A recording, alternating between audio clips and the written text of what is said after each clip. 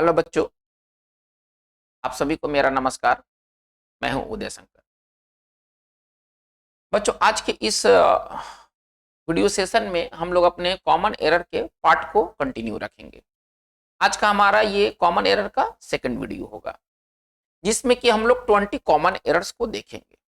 ये सभी common errors previous exams में पूछे जा चुके हैं। बच्चों, आपसे रिक्वेस्ट है कि आप इन प्रश्नों को पहले खुद से हल करें, वीडियो में बताए गए आंसर से अपने आंसर को मैच करें और फिर आप अपना असेसमेंट करें कि आपने टोटल क्या पाया है। 20 में आपके कुल कितने कॉमन एरर्स सही है।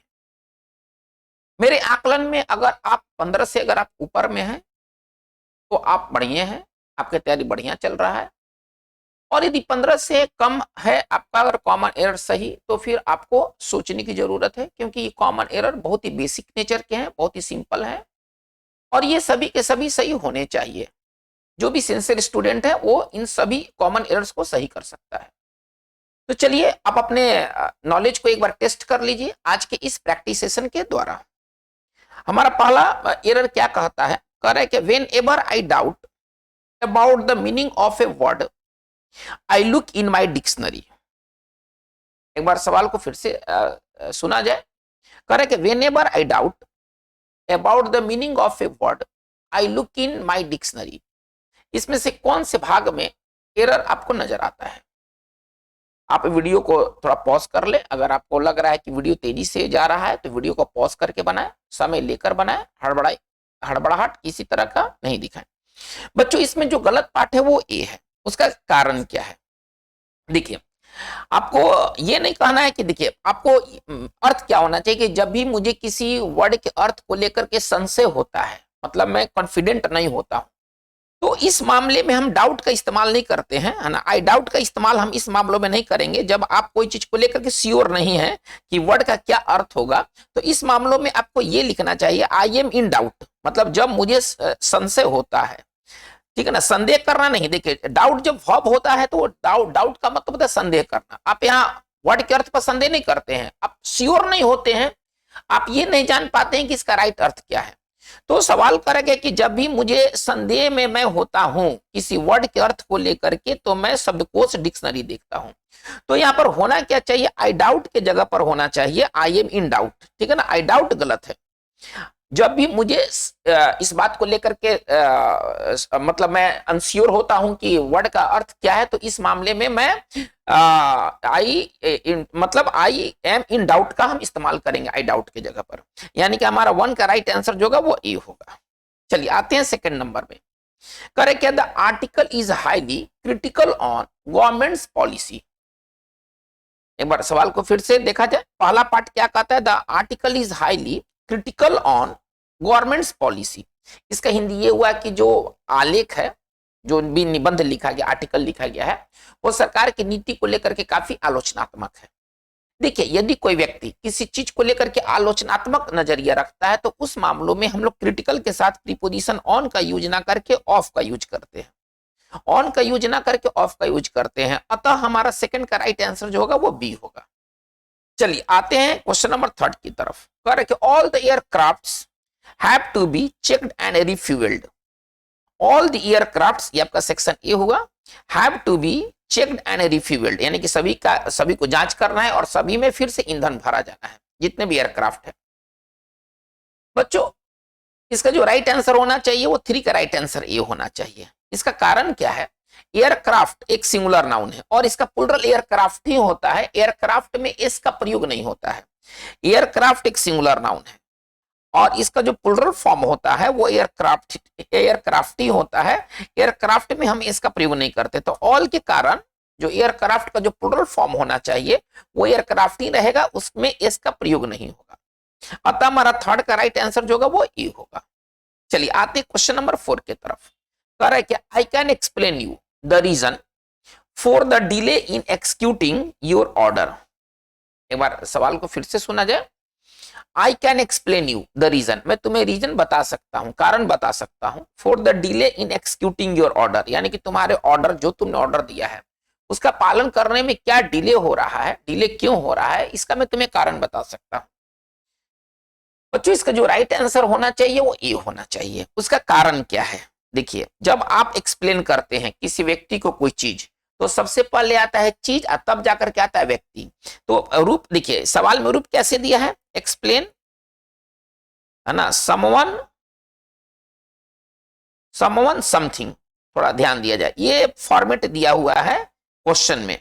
एक्सप्लेन यू के जगह पर समवन और द रीजन के जगह पर समथिंग, जो कि गलत है। होना क्या चाहिए, इस तरह से होना चाहिए, एक्सप्लेन समथिंग टू समवन, ये होना चाहिए। यानी कि पहले आएगा समथिंग और इसके बाद आएगा समवन। तो इसका मतलब है कि हमारा सही तरीका क्या होना चाहिए लिखने का, I can explain the reason to you, ऐसे होना चाहिए। ये इसको थोड़ा सा घुमाना पड़ेगा, सही करने के लिए रीजन को पहले लाना पड़ेगा, यू को बाद में ले जाना होगा। तो इस कारण से हमारा राइट आंसर जो 4 का राइट आंसर जो होगा वो ए पार्ट होगा।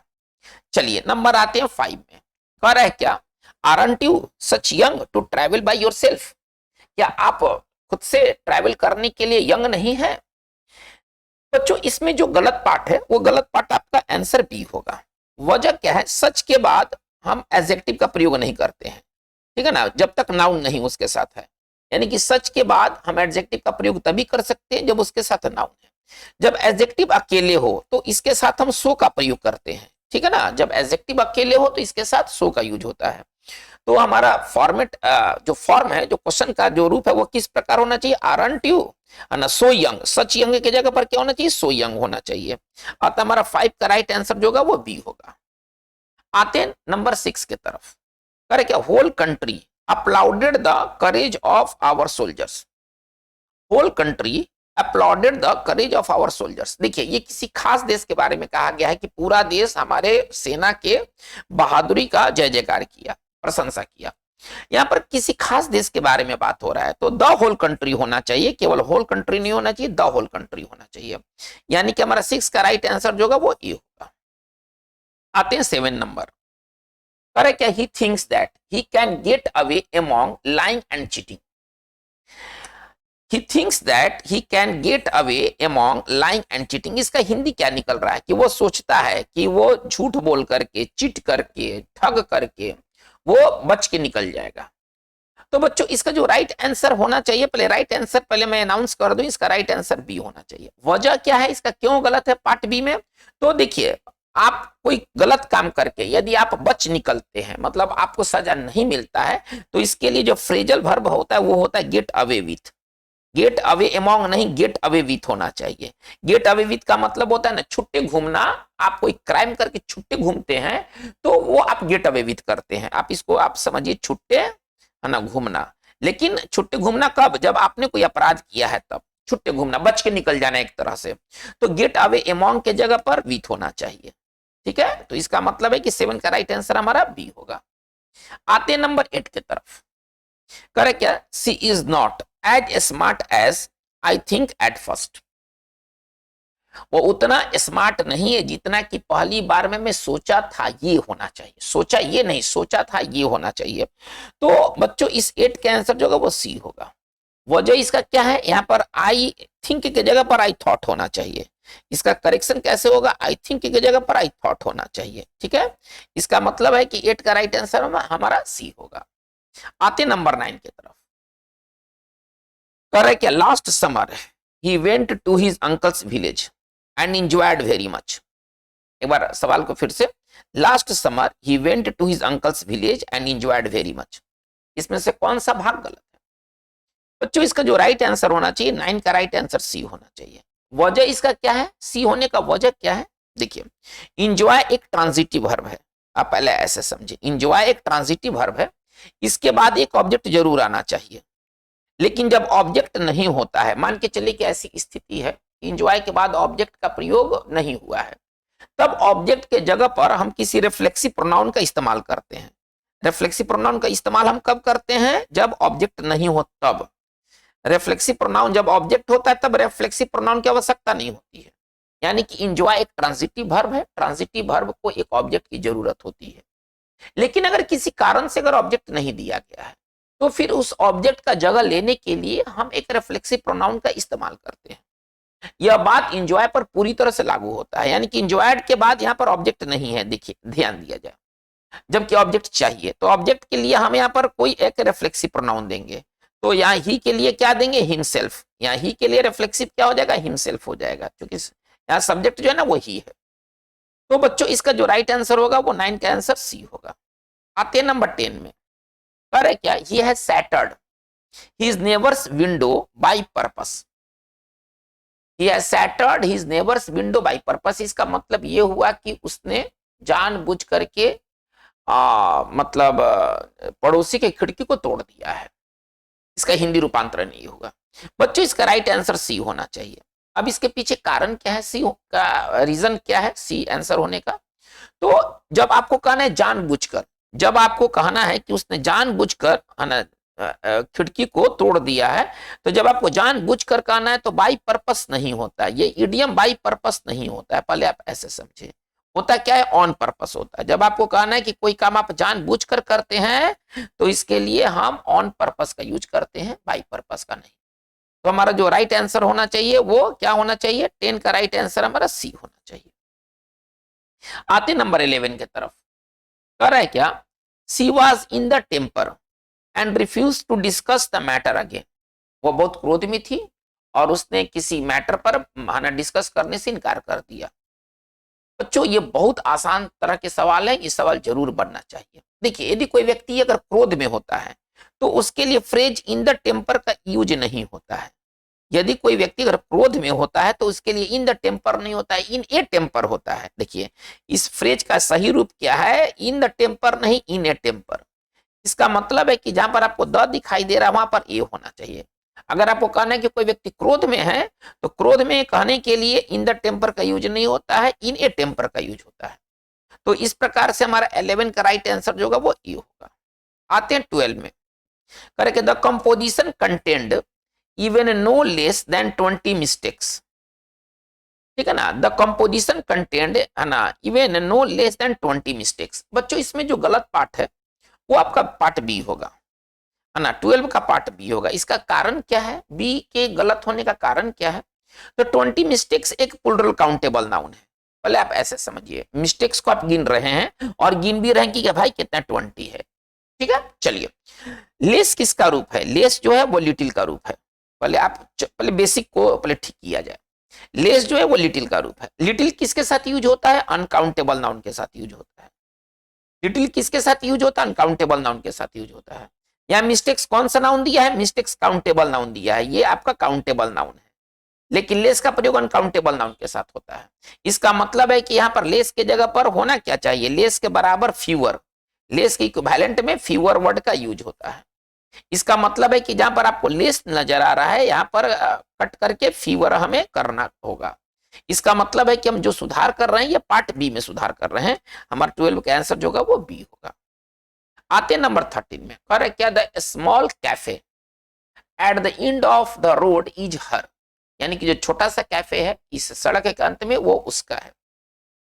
बच्चों बहुत ही आसान टाइप के सवाल हैं और आप खुद से बनाइए, अपने आंसर को वीडियो में बताए गए आंसर से मैच एक बार कर लीजिए। अगर आपको किसी तरह का संदेह है तो वीडियो के साथ जो नंबर दिया गया है और वहां उसमें आप व्हाट्सएप कनेक्ट कर लीजिए और आप अपनी बात को व्हाट्सएप के माध्यम से आप कह सकते हैं। वीडियो के साथ आपको 2 नंबर दिए गए हैं, दोनों नंबर में आपको व्हाट्सएप अवेलेबल है। आप किसी भी नंबर से व्हाट्सएप बना करके और आप कनेक्ट होकर के आप अपनी बात कह सकते हैं। देखिए बच्चों इसमें जो गलत पार्ट है ना वो गलत पार्ट सी है। यह होना क्या चाहिए है ना, इसके बाद देखिए ये हर एक एडजेक्टिव है, हर एक एडजेक्टिव है। ठीक है, सी हर हर। तो यहाँ पर प्रोनाउन की जरूरत है ना, एडजेक्टिव बी के बाद सीधे एडजेक्टिव नहीं आता है, इसके बाद प्रोनाउन की जरूरत है।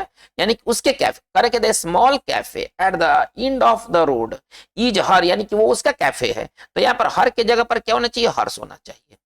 हर की जगह पर हर्ष होना चाहिए।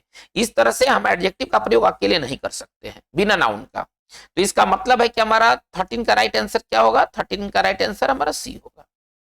चलिए आगे बढ़ते हैं नंबर 14 की तरफ। कर क्या, we also have to take into account that the schools are over crowded.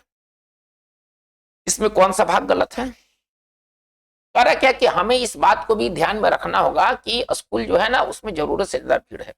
देखिए बच्चों एक फ्रेज क्या है, फिक्स फ्रेज क्या है, टेक इनटू अकाउंट, ठीक है ना, सीधे दैट नहीं, सीधे दैट नहीं है ना, sorry account the fact that, आपको ये फैक्ट दैट लिखना होगा तब जाकर दैट आएगा। यानी कि टेक इनटू अकाउंट दैट हम सीधे नहीं लिख सकते हैं, टेक इनटू अकाउंट दैट हम सीधे नहीं लिख सकते हैं, है ना। Take into account the fact that, यहां पर होना चाहिए द फैक्ट दैट। इसका मतलब है कि हम ये जो भी करेक्शन कर रहे हैं पार्ट बी में कर रहे हैं। हमारा 14 का राइट आंसर जो होगा वो बी होगा। आते हैं नंबर 15 में, करे क्या, do you mind lending me your book for an hour, do you mind, है ना, करे क्या, do you mind lending you me your book for an hour, क्या आप अपना किताब 1 घंटा के लिए मुझे दे सकते हैं। देखिए बच्चों ये फ्रेज ही गलत है, डू यू माइंड ये फ्रेज ही गलत है ना, क्या आप अपना किताब, है ना, 1 घंटा के लिए दे सकते हैं, ये डू यू माइंड फ्रेज ही गलत है। जब हम किसी व्यक्ति से कोई चीज डिमांड करते हैं, कोई चीज मांगते हैं, किसी बात को लेकर रिक्वेस्ट करते हैं, तो वहां पर डू यू माइंड नहीं होता है, वहां पर वुड यू माइंड होता है। वहां पर क्या होता है, वुड यू माइंड होता है। हमारा फ्रेज ये है, हमारा डू यू माइंड फ्रेज नहीं है, हमारा फ्रेज वुड यू माइंड है। अब हम लिख सकते would you mind lending me your book for an hour, तो इसका मतलब है कि हमारा जो आंसर है वो हमारा 15 का आंसर जो होगा वो ए होगा। चलिए आते हैं नंबर 16 में, कह रहे क्या, we must plan how can we, है ना, cope with the present situation. हम ये प्लान बनाना है कि हम लोग प्रेजेंट सिचुएशन से कैसे निपटे। देखिए बच्चों इसमें प्रॉब्लम क्या है ना, बहुत साधारण सा बात है, ये अफर्मेटिव सेंटेंस है, ये पहले समझ लें, ये सेंटेंस में सवाल नहीं पूछा गया है, ये सेंटेंस एक अफर्मेटिव सेंटेंस है। तो अफर्मेटिव सेंटेंस में क्या होना चाहिए, आप जानते हैं, पहले सब्जेक्ट होता है, इसके बाद ऑक्सिलरी वर्ब होता है। लेकिन पार्ट बी में क्या किया गया है, पहले ऑक्सिलरी वर्ब बाहर निकाल दिया है, सब्जेक्ट बाद में रखा है, जो कि गलत है। हमारा होना क्या चाहिए था, हाउ वी कैन, ये कैन वी नहीं, हाउ वी कैन होना चाहिए था। इसका मतलब हमारा 16 का राइट आंसर जो होगा वो बी होगा। आते हैं नंबर 17 में, correct, the three of them shouted out to each other when the train started moving। अरे क्या, when the three of them shouted out to each other, है ना, when the train started moving, तीनों एक दूसरे के ऊपर चिल्लाने लगे, जब ट्रेन शुरू हुआ तो तीनों एक दूसरे के ऊपर चिल्लाने लगे। बच्चों इसमें जो राइट आंसर होना चाहिए 17 का राइट आंसर बी होना चाहिए। देखिए जब संख्या जब 2 होता है तो एक दूसरे के लिए अंग्रेजी होता है each other, थोड़ा ध्यान से इसको सुना जाए। जब संख्या जब 2 होता है, जब 2 व्यक्ति होते हैं, तब एक दूसरे के लिए अंग्रेजी होता है each other। जैसे उन्होंने एक दूसरे को बधाई दिया, 2 व्यक्ति हैं, राम और श्याम ने एक दूसरे को बधाई दिया, तो वहां पर हम each other का प्रयोग करेंगे। लेकिन जब संख्या 2 से ज्यादा हो जाए, जब संख्या 2 से ज्यादा हो जाए तो इसके लिए each other का प्रयोग नहीं होता है, एक दूसरे कहने के लिए one another का प्रयोग होता है। थोड़ा सा इस बात को पहले ढंग से समझ लिया जाए। सोहन, मोहन, रमेश ने एक दूसरे को बधाई दिया। अब यहाँ पर व्यक्ति 3 है या 2 से ज्यादा है, यदि कोई भी संख्या 2 से ज्यादा हो, वो 10 हो, 5 हो, 50 हो, तो वहां पर हम एक दूसरे के लिए अंग्रेजी ईच अदर नहीं लगाते, वन अनदर लगाते हैं। यानी कि हमारा यह पार्ट जो है ईच अदर वो गलत पार्ट है, वो क्या होना चाहिए, वन अनदर होना चाहिए, वन अनदर होना चाहिए। इसका मतलब है कि 17 का राइट आंसर हमारा जो होगा वो बी होगा। आते नंबर 18 में, कह रहे कि Zoya won the first prize in the race unless she stumbled and fell. ठीक है ना, कह रहे कि Zoya won the first prize in the race, Zoya जो है वो रेस में प्रथम प्राइज जीती, ठीक है, unless she stumbled and fell, है ना, यानी कि टिल यहाँ पर अनलेस का इस्तेमाल गलत है, ठीक है ना, यहाँ पर अनलेस का इस्तेमाल गलत है। आपका जो 18 का राइट आंसर होना चाहिए वो सी होना चाहिए, ठीक है ना। वहां पर ऐसे ही ये गलत है, यहाँ पर आप अनटिल लगा दीजिए या कोई दूसरा वर्ड लगा दीजिए, लेकिन यहाँ पर अनलेस का प्रयोग नहीं होगा, यानी कि हमारा 18 का राइट आंसर हमारा सी बनेगा। आते 19 की तरफ, करेक्ट, ही लूजेज हिज टेम्पर्स, है ना, ऑन द स्लाइटेस्ट प्रोवोकेशन, मतलब थोड़ा सा प्रोवोकेशन कर दिया तो अपना वो टेम्पर खो देता है, ठीक है ना। देखिए बच्चों यहाँ पर गलत क्या है, ही loses his tempers at the, है ना, on the slightest provocation, at the slightest provocation. 19 का राइट आंसर जो होगा वो सी होगा। और आते 20 नंबर में, कह रहे क्या, I wanted to see that whether they had actually read the notes. बच्चों यहाँ पर वेदर के साथ दैट का इस्तेमाल नहीं होगा, I wanted to see whether they, बस वेदर आना, इफ और वेदर के साथ दैट का यूज नहीं होता है। 20 का राइट आंसर हमारा बी होगा। बच्चों आज के इस इंपॉर्टेंट वीडियो सेशन में ये 20 आपके लिए कॉमन एरर्स का एक प्रैक्टिस सेट रहा, जो कि प्रीवियस एग्जाम्स में पूछे गए। आपने कितना स्कोर गेन किया है, क्या आपने प्राप्त किया है, आपके कितने कॉमन एरर सही है, एक बार इसको मिलान कर लीजिए। अगर किसी तरह का अगर आपको डाउट है आंसर को लेकर के, तो आप व्हाट्सएप नंबर बना करके आप सवाल हमसे कर लें, ठीक है ना। वीडियो के नीचे आपको नंबर, आपको 2 नंबर चलते हुए दिखाई देंगे, आप उनसे अपना व्हाट्सएप क्रिएट कर लीजिए। जो सवाल पूछना हो व्हाट्सएप के माध्यम से पूछिए। आज की बात बस इतना ही। Thank you very much.